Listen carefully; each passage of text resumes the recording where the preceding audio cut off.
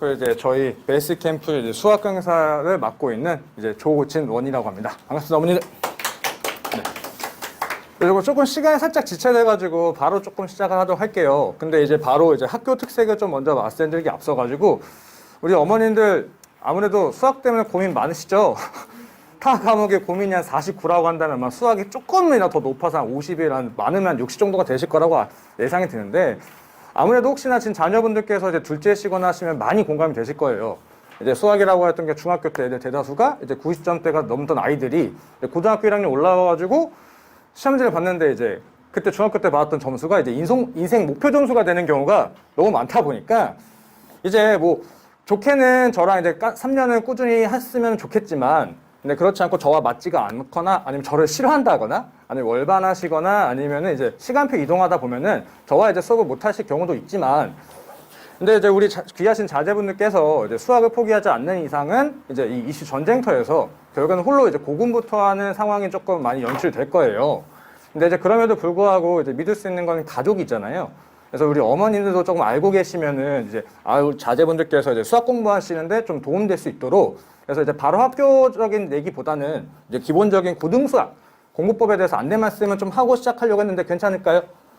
아, 감사합니다. 혹시나 이제 안 된다면 어떡할까 살짝 졸였는데 네, 그러면 바로 조금 시작을 할게요. 저희가 이제 한 총 10번의 시험을 보는 동안 이렇게 아마 이 크가지 3가지 틀로 좀 진행이 될 것 같아요.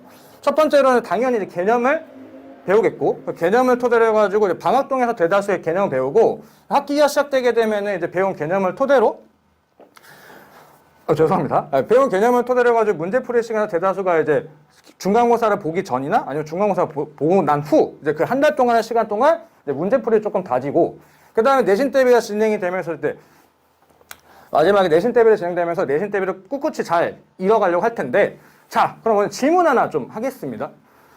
이렇게 시험을 잘 보기 위해서 이 세 단계 챕터가 있는데 뭐가 좀 중요할 것 같으신가요? 그렇죠. 이렇게 질문을 하면은 이제 제가 이제 선물이 있죠. 그래서 이제 먼저 손 드시고 하신 분은 제가 이제 곧 발렌타인데이라서 제가 이제 초콜릿도 좀 사왔는데 이따가 다음 기회에 드리고요. 당연히 개념이 좀 많이 중요하죠. 근데 이 얘기 정말 많이 들어보셨고 그리고 학원 상담하시거나 하시게 되면은 개념이 중요하다. 그래서 저희 학원 이렇게 개념을 가르치고 이런 개념서를 쓴다. 뭐 자체 교재 막 이런 거 많이 들어보셨을 거예요. 제가 그런 말씀을 드리고 싶은 것은 아니고요. 중요한 건 뭐냐면은 아이들이 이 개념을 받아들이는 행동이 제일 중요하거든요. 근데 아이들이 이제 개념 공부한다고 해가지고 선생님 저 개념서 좀 추천해주세요 라는 질문을 좀 많이 받아도 개념 공부를 어떻게 해야 되는지 모르겠어요. 어떻게 해야지 개념을 잘 알아야 되는지 잘 알 수 있는지는 질문을 잘 안 해요. 결국 아이들이 오해하는 것 중에 하나가 뭐냐면은 중학교 때 같은 경우에서는 내용을 배우고 그 내용을 몇 번 풀어보게 되고 그리고 아까 이제 영어 선생님께서 말씀하신 것처럼 좀 많이 풀어보게 되면은 익숙해지고 그게 잘 돼요. 중학 수학 같은 경우는 문제가 뭐냐면은 A라는 것을 배웠으면 A 프라임을 물어보고 그리고 조금 더 거기 디테일한 개념들 많이 물어본다면 수학 같은 경우, 고등수학 같은 경우는 당연히 그렇게 물어봅니다. 근데 그렇게 물어보는 단원이 있고 그렇지 않은 단원이 있는데 A라는 개념을 배우고 B라는 개념을 믹싱되어 있을 때 그때 아이들이 그것들을 이제 문제 해결 능력들을 많이 물어봐요. 근데 아이들이 그거를 많이 문제 풀어보고 유형을 많이 정리하게 되면은 내가 수학 실력이 올라간다고 착각을 하는데 그게 아니라 기본적으로 개념이라고 하는 것을 누군가 물어봤을 때 설명할 수 있는 게 제일 중요해요. 그러니까 제가 아이들한테 가장 많이 치는 장난이 뭐냐면은 만약에 너네들이 개념을 안다라고 하는 것은 이런 거다. 내가 이제 길을 잘 몰라. 너네들한테 물어보겠지. 얘들아 여기서 예일로 가는 길이 어떻게 가지? 라고 하면 저한테 막 설명을 할 거라고요. 근데 그러다가 갑자기 근데 나머지 정리가 뭐지? 라고 이렇게 누군가가 물어봤을 때 너네들 그 나머지 정리가 정확하진 않더라도 기본적으로 너네들 알고 있는 지식들을 말로 설명할 수 있는 게 제일 중요하다.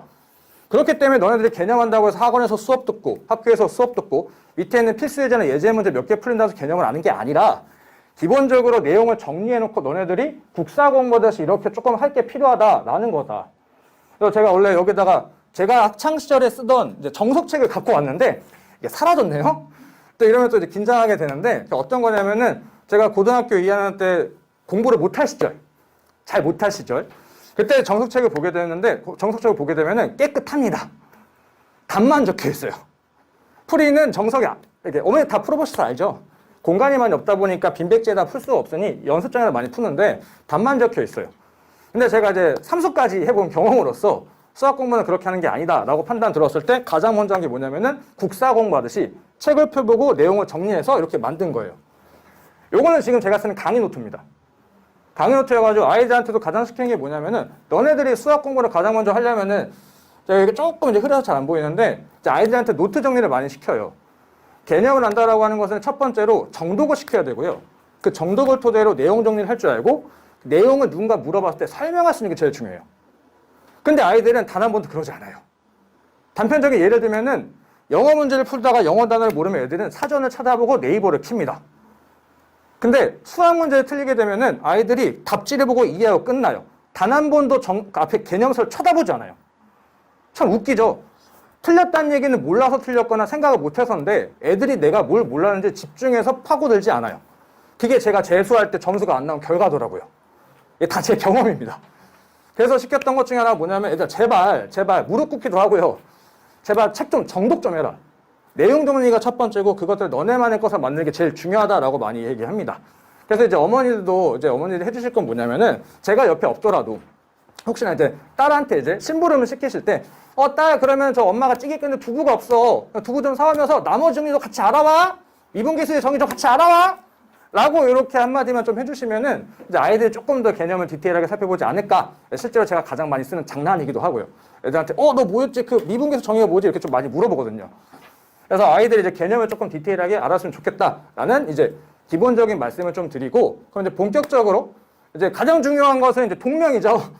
동명에서 안대 말씀을 좀 드리려고 할 건데, 이제 다이렉트 동명에 말씀드린 것보다 기본적으로 고교 학교 시험 스타일이 어떻고 거기에서 동명이 어떤지 좀 차이점을 비교하면서 말씀드리려고 할 건데, 기본적인 시험들은 이 네 가지 틀을 거의 벗어나지 않아요. 교과서를 기반으로 학교에서 프린트 가져와 수행평가를 토대로 그렇게 해서 변형되는 문제들, 아니면 이제 예일이나 대선까지 조금 난이도가 있는 학교 같은 경우에서는 이제 외부 교재, 가장 많이 쓰는 게 올림포스죠. 이제 그런 걸로 쓰거나 아니면 외부 교재가 이제 기출문제로 되어 있는 그런 문제집을 따로 제공을 하거나 하고요. 그리고 킬러 문제 같은 경우에서는 모의고사 변형 문제, 아니면 선생님들 전혀 듣도 보지 못한 새로운 문제를 제작해서 이제 문제가 출제되는 경향이 있어요. 그럼 가장 먼저 중요한 것은 어쨌든 간에 교과서겠죠. 그래서 우리 동명 같은 경우에는 신사고 교과서를 쓰고 있고요. 교과서를 기반으로 시험 문제 스타일이 아마 이렇게 네 가지로 정리가 돼요. 첫 번째로는 어머니 다들 아시는 거예요. 숫자 변형.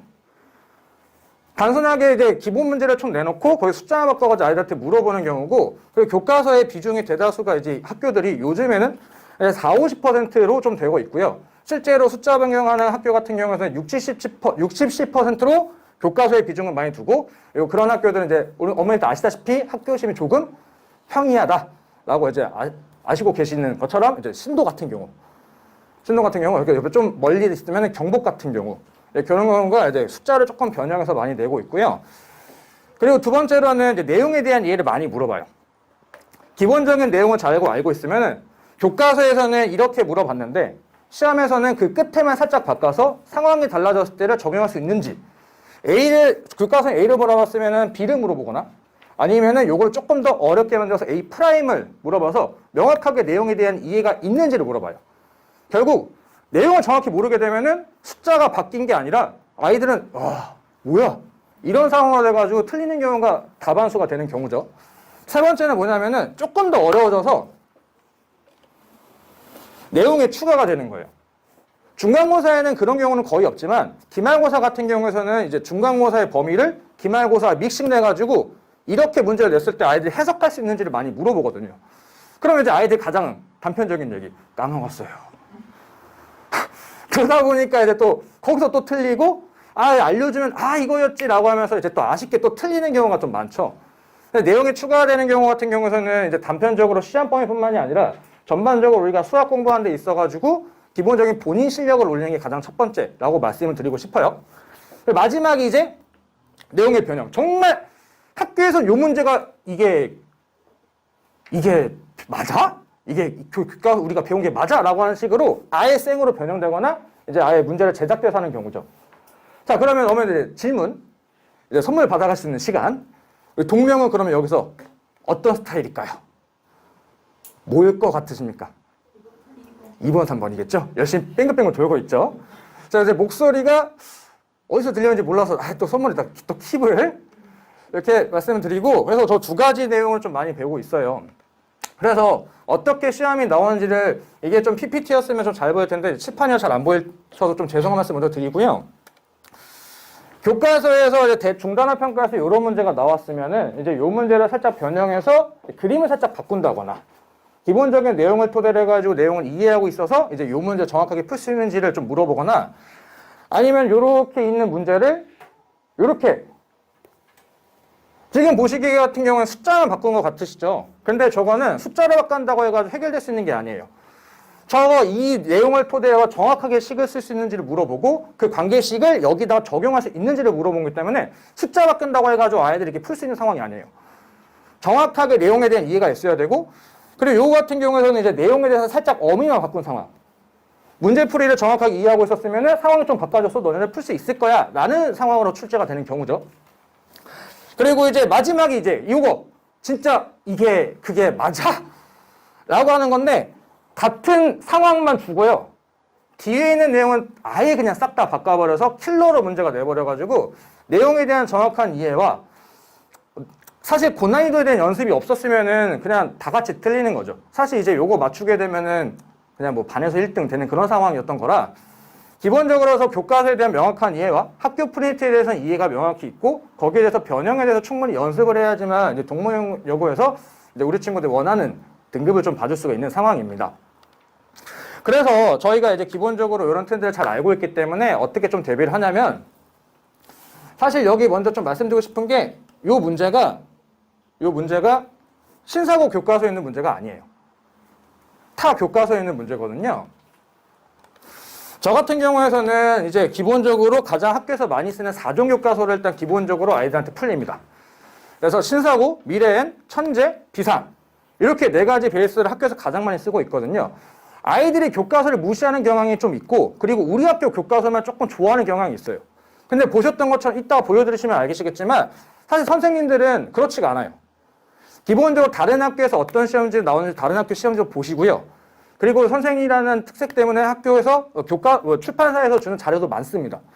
그러니까 문제가 많더니 본인이 원하시는 그런 결이 있는 문제들 찾아서 내용을 바꿔서 내기 때문에 아이들한테 기본적으로 교과서를 많이 풀어보는 게 당연히 좋기 때문에 4종 교과서를 일단 기본적으로 해서 실력을 쌓고요.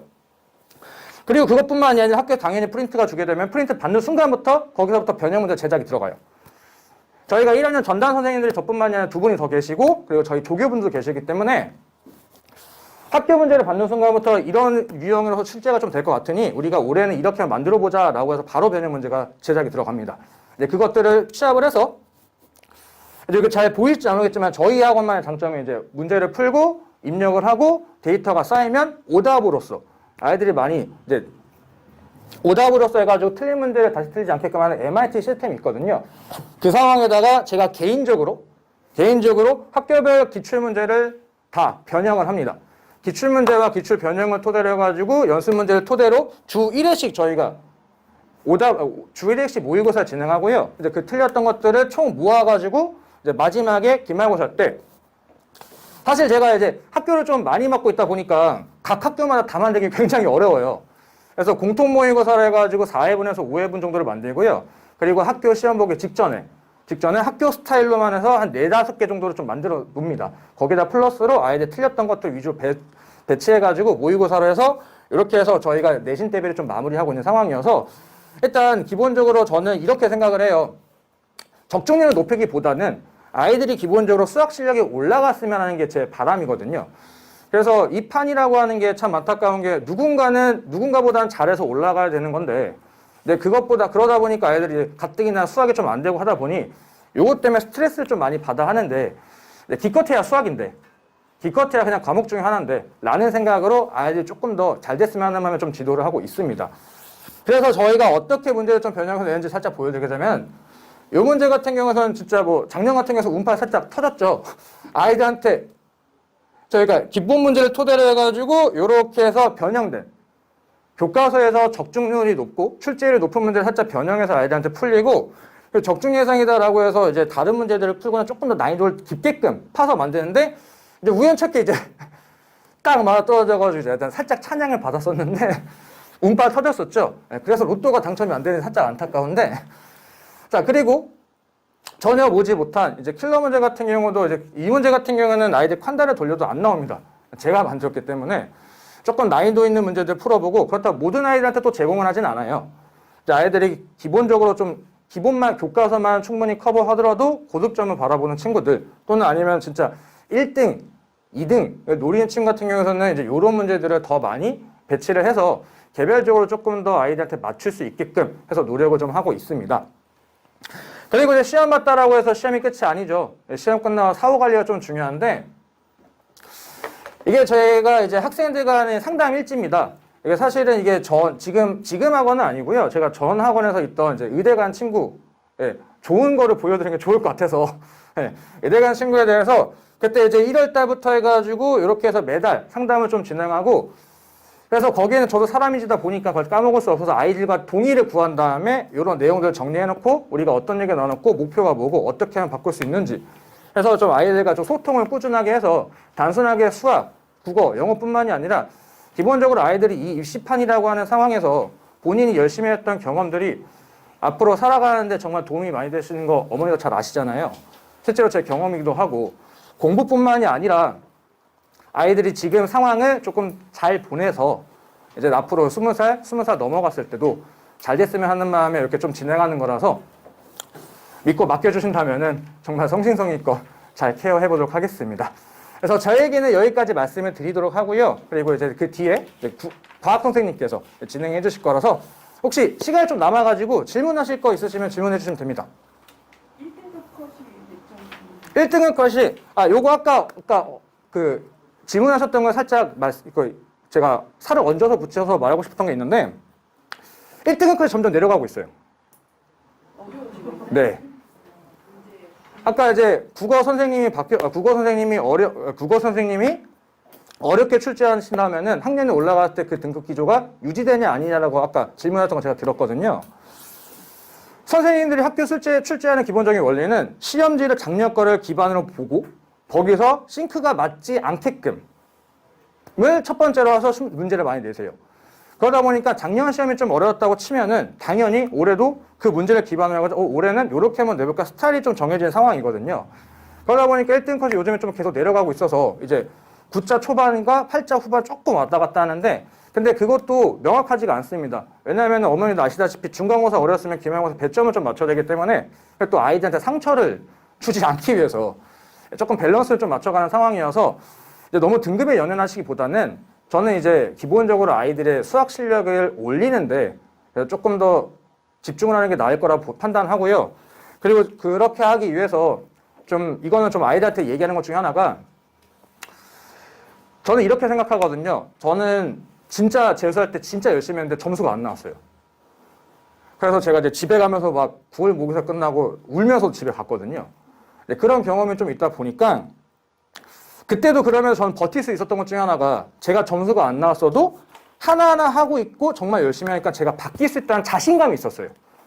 그거 하나를 장기 레슨을 좀 버틸 수가 있었거든요.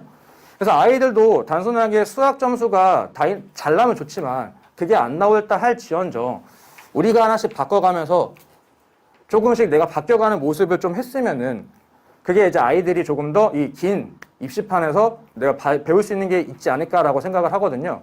그래서 점수에 조금 연연하시기보다는 이제 수학적인 실력을 올리는데 어떻게 하면 좋을까를 좀 염두에 두시면 좋을 것 같습니다. 라고 말씀을 드리고 싶습니다.